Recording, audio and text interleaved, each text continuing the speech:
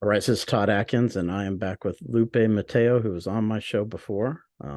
When she was it before you fought Mariah Castro or after? Yes, It was before before. my outcast. Okay. Yeah, so she fights in Combate, and we're going to talk to her about her most recent win in Combate against Marino Rodriguez. And before we start, I have a sponsor, Live to Fight Design. They're doing a fight banner giveaway on my website or on my Instagram. And if you want to reach them, you can reach them on Instagram at Live to Fight Design. So you have a promo code up there. If you use it, you can get $20 off your order. Todd Atkins is the promo code. Now, Lupe, I kind of want to talk about, let's kind of talk about first before the fight. Like, tell me when you first got notified that you were going to have this one. I actually got notified, let's say in April. In April, I found out I was fighting. But I did have an injury. And that same week, I found out I was gonna be fighting for Combate again, and I was like, wow, just my luck. But thankfully, everything was cleared, and I was able to keep training and work around it. And then I just jumped on the card. I was like, you know what, I'm gonna try this again. I'm gonna work, like, I was crossing fingers. I was able to work around it and just prepare for my fight as much as I could. Yeah, I was looking here. So you fought Mariah in August. Then you get Hmm. this fight in July. So it had been a year. I mean, did you want to have that much time off without another one? Or No, I didn't. You know what? I was yeah. actually looking for fights, but none of them were, like, I felt like it was every time they wanted me to fight, I was either like, because I go to school too, I was like, I can't, this is not matching up. Um, it all depended on my schedule too. So I was like, oh, but there wasn't so many girls out there with my record. All of them for Combate, all of them have like seven and up, maybe, I think it is. And I'm not gonna go in there with if I have less experience. Mhm. Now, but she had this was going to be what her. eh, I think she had 5 fights already. Yeah, but Yeah, only so it as an wasn't like she amateur. she was pretty close to seven. Yeah, so she Yeah, had yeah, no, experience. as in, yeah, I did see that, but I looked at her video and I was like, oh, I can actually. Why is this movie? Okay, sorry. Uh, I felt like I had, like, that was a good opportunity for me, at least. But yeah, I did see she was what, 4-1, right? Am I right? I think her record's 5-1 now. I'll Hers. make sure, but let me look here because I was looking at that. I wanted to let me make sure. Well, she had amateur fights. So what it was, she had 3 amateur fights. Okay, I get it now. So actually, as a pro, yeah, you're right. You were her first pro fight, but she had 3 amateur fights also. Is what Yeah. it was. So Yeah. yeah, so we had about the same. So I was like, it's not that bad. Like, I think I can, take her on. So I took the fight. So Now, was it just you kind of watching her fights, or were you watching it with your coaches, or how did that go? no, it was just me. My coaches, they watch it one time, they're like, okay, this is what you need to work on. And I knew she was gonna go for takedowns. Almost all my opponents go for takedowns. So I was like, okay, you know what? My coach literally put me every day to, like, work on my takedowns, my takedown defense, every single day, although I hated it. Mhm. But it was necessary.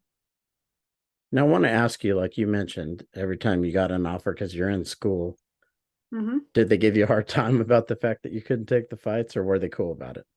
No, they were cool about it, but the only thing, they only offered me like one, because she had the same record as me. I'm not gonna take a fight who has 7 fights in pro. That's just dumb. They're way experienced than I am. So Did they try and offer you people like that or no? no, no, no, no, Okay. no, no. Mm-mm. Yeah, it does seem like it can take a while for people to get fights again in Combate. I don't know. It Mm-hmm. seems that way, at least. I mean, they're really good with matchmaking. Mhm. So, like I said before, most of the girls in Combate they already have higher level. They're like 7 pro fights in. Okay. Now, tell me about so I watched the fight. Obviously, I didn't even have the sound on. I just kind of watched it to just watch the fight itself, not to hear what. was being said or Mm-hmm. anything. And you know, like I pointed out to you before, I always feel like kind of like your volume and your pace is kind of like your strength. Did you feel Mm-hmm. like that was the case in this fight? Yes, it was. Mm-hmm. Because I kind of compare it to, like, you know, Max Holloway, as he continues to fight, his pace picks up more. Yeah. You Mm-hmm. know, he kind of starts out and then it's turn the water on more and more and more, you know. Yeah, I you don't want to gas yourself out. Usually that, people go in and it's just like, like, you go straight forward to it and then you gas out in the last round. So, you kind of want to play it smart too. So that's what I try to do. I try to, kind of like um wait and like figure out their style, and then from there I know, where to pinpoint or where, you know I'm able to attack without, getting so much damage on myself. Yeah, I wanted to ask you about that because, like I said, you kind of throw combinations, you know. A lot of fighters Mm-hmm. can't do that well, you know. Mm-hmm. So a lot of them will just throw one or two at the most. Mm-hmm. Is it when you get inside where you kind of like, do you still have difficulty trusting yourself to get in and throw the combination because you're kind of worried about the defense too, or no? Yes, because you want to, we're not we're not we're still human, one good punch can actually knock you out. So one really good punch, and especially on the button, can knock you out. So you always want to be careful. We're not like made out of stone or anything. Right. Because you dropped her early. What did Hmm. you think when that happened? To be honest, I thought she fell. Like, I honestly thought she fell. I didn't really, it went by so fast. It was just like, okay, I had to make it happen and whatever. When I turned, like, I look up and I'm just like, wait, is she on the ground? Did she just fall? I kind of got surprised and I was like, oh, wait, I think I dropped her. So it's like a lot of emotions going in your head at the same time. So So it was definitely from a punch. I think it was a right hand, yeah. Mm-hmm. like a counter. Yeah. And so you didn't even know that's what.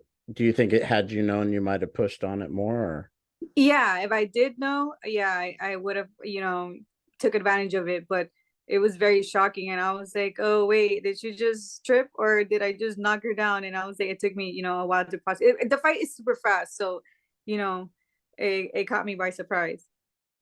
now let's talk about her a little bit. She's kind of long. She was taller. You know, seemed like she wanted to throw maybe a little more kicks, I would say. Mm-hmm.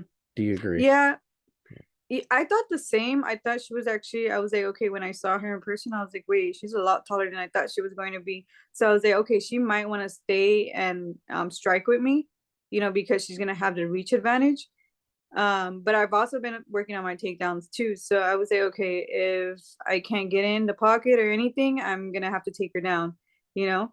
So that's what I was doing in the beginning, kind of just, you know, looking for opportunity or what she's going to do, So yeah, I did see how tall she was, but I kind of just slipped the punches every time she would throw a jab, so I can get in, basically get in the pocket, and yeah. So tell me what you thought of her. As like we kind of talked about the fact she's taller, a little bit longer. Looking back on the fight, you know, you don't need to take me through like everything, but maybe just your overall impressions of what happened. My overall impressions, like, okay, I worked so much on my takedown defense, which I knew she was gonna do too. Eventually, I thought maybe if I kept hitting her, and because my striking is, a little bit advanced. So I kind of knew she was going to come in for the takedowns. So I was looking for those. That's one of the reasons why I wasn't so, you know, I wasn't coming forward as much, because I knew if I stand in the middle, like I stand in the middle with her, she might want to take me down or look for positions to take me down. So I was like, okay, I have to be very smart about this. So, I don't get taken down to the ground. And obviously, I'm still working on my ground game. It's gotten a lot better, but I want it to be, where I don't have to worry about getting out or looking for submissions and stuff like that. Now, as far as the fight went, you know, you won the fight. How did you feel about, what went down or how you fought? Have you gone back and looked at it much or?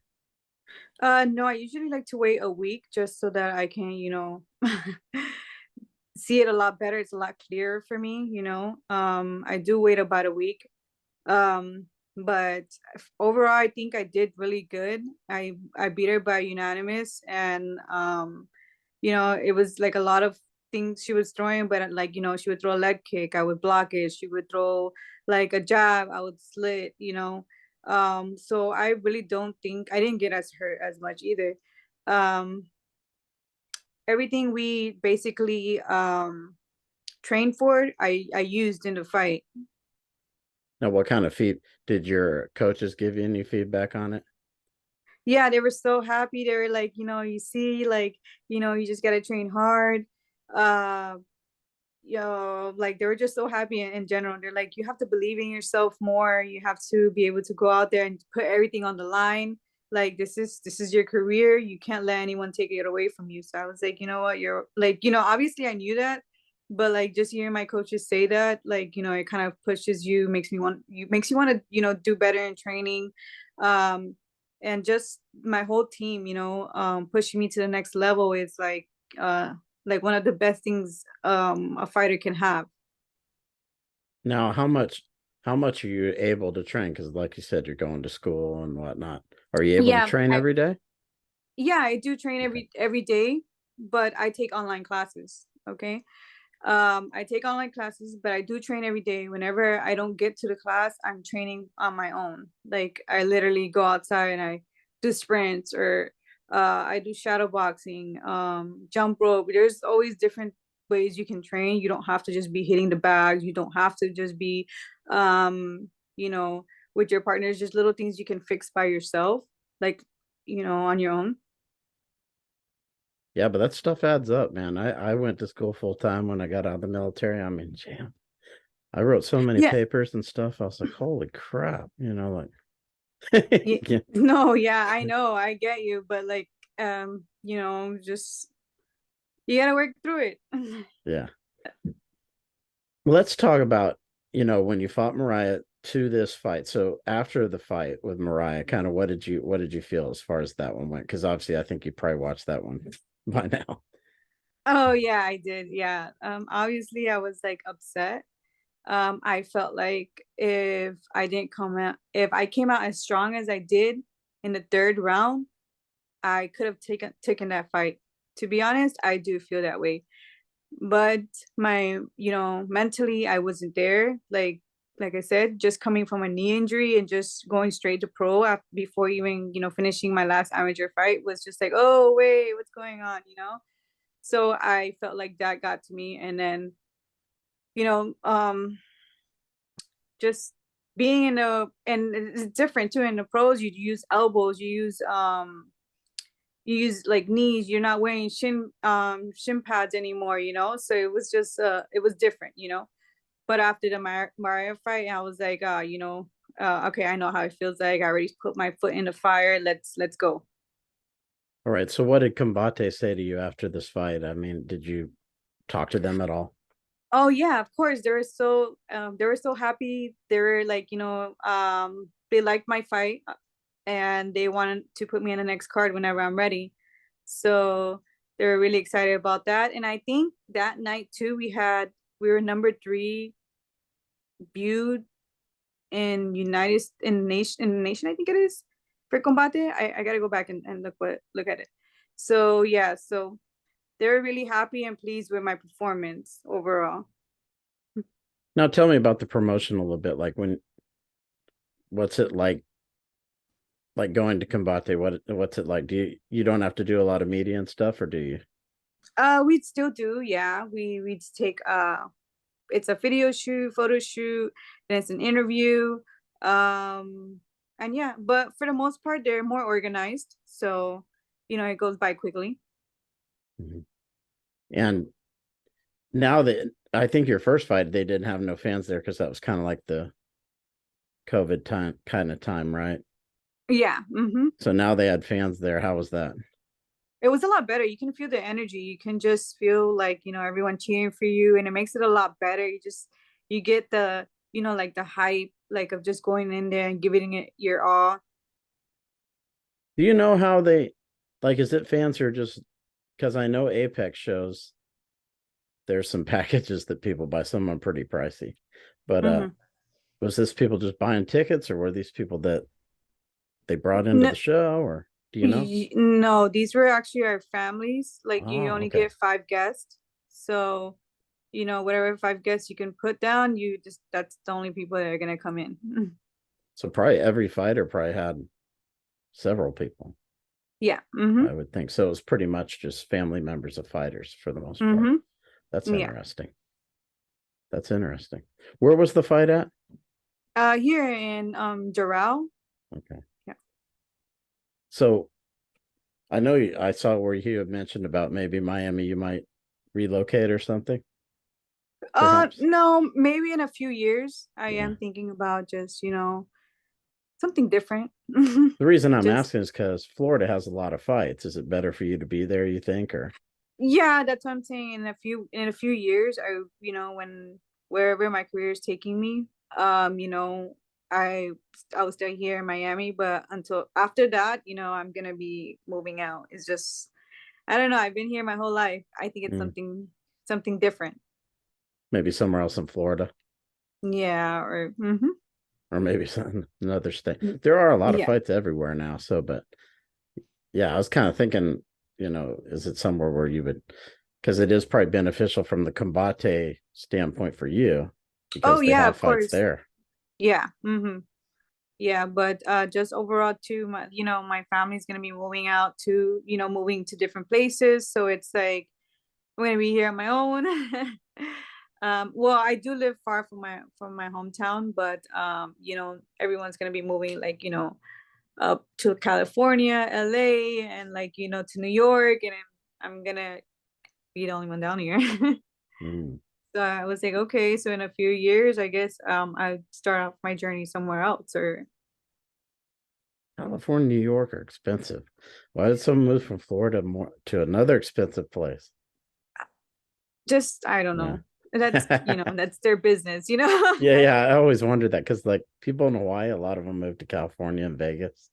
Hmm.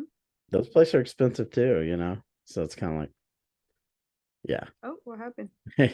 Yeah, I think you lost your camera for a moment. But yeah, I was just always I wanted to see what you would say about that, like moving from one place expensive to maybe another place that's pricey. Is that what you think you Mm, might do? no, I've been looking at different places, but definitely not doing that. So when do you think, I know you may not know now, but when do you think maybe like how many months or whatever you might fight again? You know what? I want to fight as soon as possible. So whenever they have someone on the card, that has the same, whatever's, best for me, that's what I'm gonna go for. But Did hopefully soon. They did tell me, whenever I was ready, they can put me down. So, so that's interesting. They just they don't give you for sure, kind of like we might use you in 3 months or 2 months. They just kind of say we'll call you when we call you. usually whenever my coach puts down, my coach does everything for me. So Mhm. whenever he tells them I'm ready, they start to match make me. Okay, yeah, that's interesting. So let's talk a little bit about like I wanted to ask you. We kind of touched on this, but maybe from the first fight to the second fight, what do you Hmm. think overall you did better? Oh, overall, my takedown defense, and I was committed more to my punches and my striking. So just those two things you focus on, you think probably won the fight for this one as opposed to the first one. Say that one more time. So those two things in particular, you think are why you won this fight as opposed to the first fight.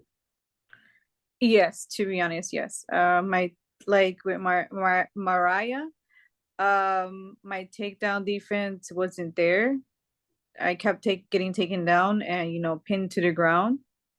And and the first two rounds I was not committed. I was, more like, oh, okay, like let me take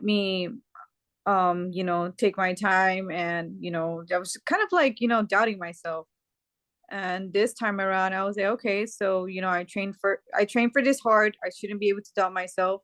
I should go in and give it my all, because at the end of the day it's a fight.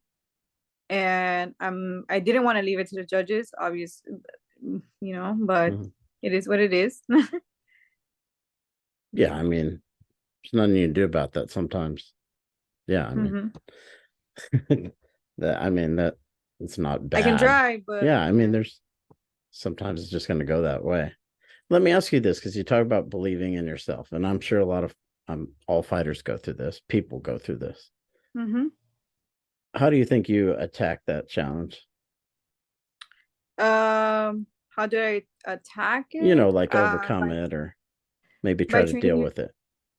by training every day, and I trained super hard. When my coach was like, okay, you're gonna hit bags 3 rounds, I was like, okay, so I go, you know hit the bags like as fast as I could, as strong as, hit it as hard as I could, so that way when and the same thing with wrestling. When I would wrestle, he would be like, okay, so you're gonna do 5 minutes, 3 rounds, five 3 round minutes. So I would go and I would wrestle, and I would wrestle with like, top wrestlers, or the guys. I only train with guys, so I would go in there and wrestle with them, and they would always tell me, if you can do this with us, if you can train with us, if you can hang with us, the girls would have, like, the girls are gonna have a hard time, having to take you down, or even, you're not gonna give them an easy fight.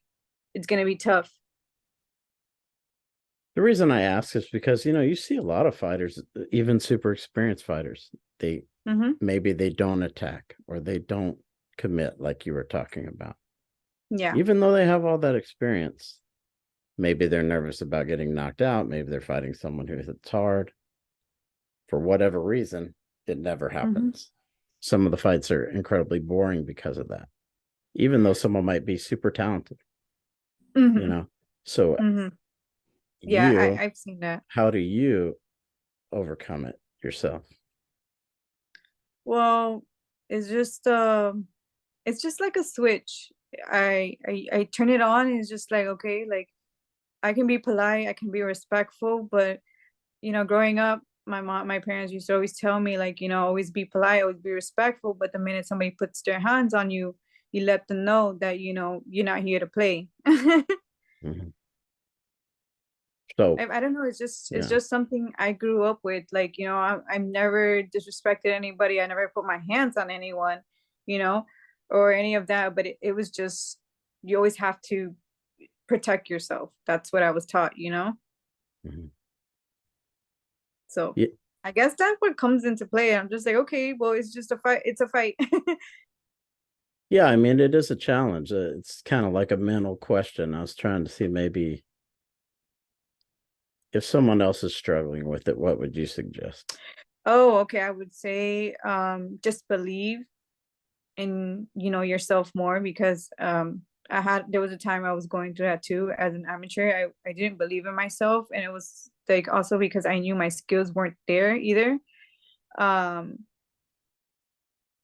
I would say, just train as much as you can, and when you're in there, just remember that it's only you and her, and you guys both, or you and her, or you and him, and you guys both bleed. So you guys are both the same weight class. There's nothing you should be scared of if you train super hard for it.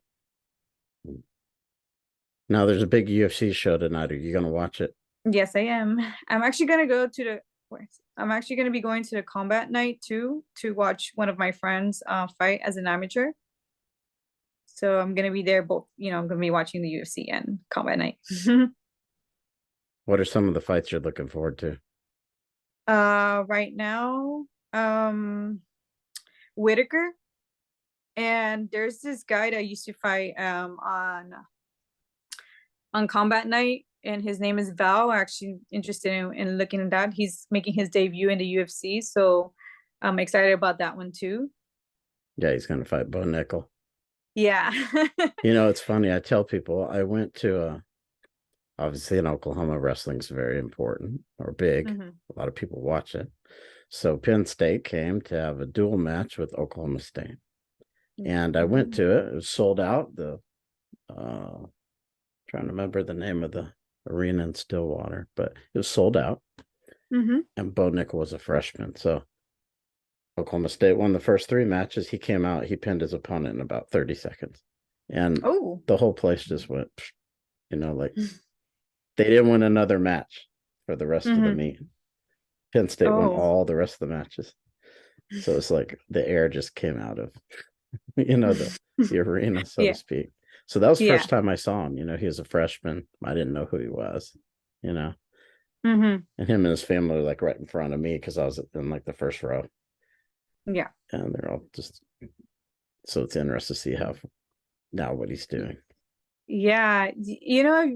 If you look back and there's some fighters I see as a pro, and when I started as an amateur, they were like maybe like in high level amateurs, but like just watching their journey, it's like, oh wow, like I remember when you're an amateur and you could even like you weren't that great, but now look at you. You just never know, to be honest. Do you think Rodriguez can beat Volkanovski? Hmm. I would say, Yeah, it's a tough one to. yeah, Rodriguez yeah, is dangerous. You know, yeah. Mm-hmm. his length and his kicks and especially his kicks. Yeah. He's dangerous. That's going to be interesting. That fight because he's so dangerous. You know what I Mm-hmm. mean? Yeah. You just never know. As good as Volkanovski is, Mm-hmm. he's dangerous. That's that's what I keep coming back to. Is like he could end it just one shot. One of those kicks could end it anytime. I Mm-hmm. feel like he's starting to, like you're talking about confidence. He's starting to gain some of that. Mm-hmm. He's always been super dangerous. I think even as in the fight with Max in the first round when they were both fresh, he was giving it to Max. Mm-hmm. He Max just has an unbelievable chin. Like he kicked him in the face like twice, full power, and Yeah. he just boop, like he just didn't even react. Any other Mm-hmm. guy would have got knocked out by that shot, but Max was just like, Yeah, I mean I would. yeah. So, but as he got more tired, as Max started pressing him and take him down, Mm-hmm. hitting him on top, he wore out. Mm-hmm. But I think he seems to be gaining more confidence, and Which is that yeah, what I've noticed, like for like male fighters, their confidence comes, later on in their career. If do you understand what I'm saying? yeah, Like they don't get too confident until they're like, let's say like their confidence takes a longer time for them to develop for some reason. What I've noticed. yeah. It's interesting. I maybe it's because of their skill level. Like it seems like UFC, you have two things. Either you have person who comes in and learns on the job, like Max, Charles Mm-hmm. Oliveira. These guys who took losses early. Mm-hmm. Charles took quite a few, Mm-hmm. but now their skills caught up and their confidence, like you said, experience, Mm-hmm. skills, confident, and now they're championship caliber fighters. Yair's Mm-hmm. kind of like that too. He took some early losses, Mm-hmm. but like you said, it seems like. Why do you think that, like girls? Why do you think they're more confident early? Because we're more aggressive. We're more like, we are. We're more feisty, and it's like, I don't know, it's different, like, and it's funny, like not me, but a lot of the girl fighters, they don't get along like after they're done fighting. It's just like, oh, okay, yeah, I fought you good, like, and they just don't get along. But like male fighters, they might they're uh, how would I explain it? Like, hmm, I'm kind of like, No, it's interesting. I've heard that too. Like girls, they might be nice to each other up front. Behind the scenes, they don't like each other.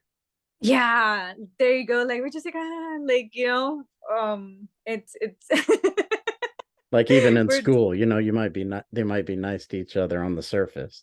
You see them behaving, but behind the mm-hmm. scenes, they don't like each other. Yeah, yeah, and then it's just like one little like spark is like, "Arr!" Like, we're ready.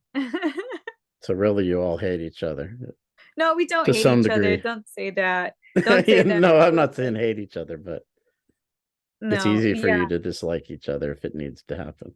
yeah. It's very easy for us, I guess. It's just like, That's interesting. It's interesting when it relates to fighting. Like I think some of like the Asian fighters, I see some of them, they seem to train together after and stuff. It in America, oh yeah. you might be right. In America, you don't see a lot of them buddying up after they fight. hmm I mean, I'm so always willing to like, open hands because for me at least, I'm able to learn, like from other female fighters, and it gives me actually a realistic feeling of what it's gonna be like in a real, MMA fight. Mhm. But like, there's really not that much girls at my gym, so I train with the guys. But it's for me at least, I don't mind because they push me to my, they push me. I'm like a rag dog, but like when I get to the fight, to a real fight, it's like, okay, like I've done this before with a guy that's like 20, 30 pounds bigger than me. I can do this with you. So as we're kind of winding down the interview, is there anything like something that you think is important that you might want to tell people or where they can follow you, that kind of stuff? Okay. Well, they can follow me on Instagram at dynamite_kid.1. And I'm also looking for sponsorship. Is that if anybody wants to sponsor me, I do put up really good fights, action fights. So, you and I will represent you well. So yeah. How do they sponsor you? They can hit my email or DM me on my Instagram. My email would be guadalupemateo00@gmail.com. And again, my Instagram is gonna be dynamite_kid.1. Now, do you sell spots on your shorts or Yes. what would it entail? Um, what do you like? It would be It like depends, spots on shorts or is it shirt or Oh no, it's shorts and okay. shorts. So if you wanna, buy a spot on my short to represent your company, that's fine too. Yeah, it sounds good. All right. Well, appreciate you taking the time to do this as always. I'm glad that I was able to talk to you last time. You're kind of one of the people who's been on my show more than once. And it's always great catching up with you. Yeah, And thank you for having me on your show. yeah, absolutely. And I wish you luck in your studies. I know how busy that can get. Yeah. What are you hmm studying? Right now, like I did, I'm doing like don't want to really talk about it. It's kind of like, Okay. something I want to keep for me. Ah, okay. Is Yeah. but are you like are you far along or are you like early? No, I'm right there. Yeah. Okay. Yeah. hmm Yeah. The cores and stuff are like so boring. So Yeah, they are. Yeah, tell me about it. I'm just like in class, and I'm like, bro, like if this, like, especially sometimes I go after training or something. Like, I train in the morning, then I, go to school and for like 2 hours, and then I'm just there, and I'm like, bro, I honestly want to fall asleep. I like sociology. I took a class in Sociology, that. I liked. Yeah. I nice. always thought that was pretty cool. Yeah. What did you study for again? Well, I was studying a business, but Mm, I did take class in sociology. I took journalism course. Um, hmm yeah, some stuff like that. So Oh, so you went like you kind of did like I also when I wasn't doing what I was doing, I took a class in business too because I felt like that's what I kind of needed to know the mentality of business, especially to be in this sport too. mhm. So I kind of took one of those classes too. Well, again, Lupe, I want to thank you for taking time to do this. And people, as she said, check it out, check her out. Um, if you want to sponsor her, help her out, it'd be appreciated. And hopefully sometime we can catch up in the future when you have another fight. Okay. And for everyone that's supporting the interviews, appreciate it. And as always, check out Lupe Mateo on Instagram, Dynamite Kid One, right? Mm-hmm. All right. Okay. So everybody check out the interview. Appreciate it. Till next time. Take care.